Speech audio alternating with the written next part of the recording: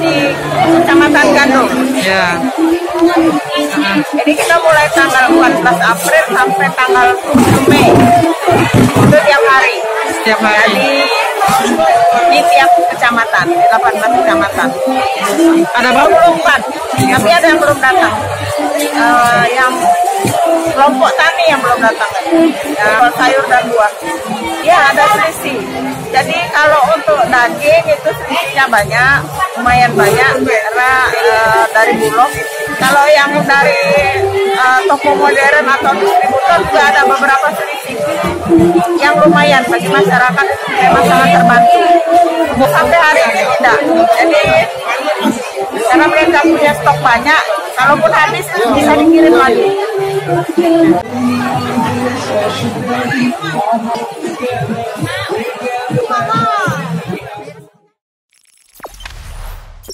Jangan lupa subscribe, share, komen, dan like ya.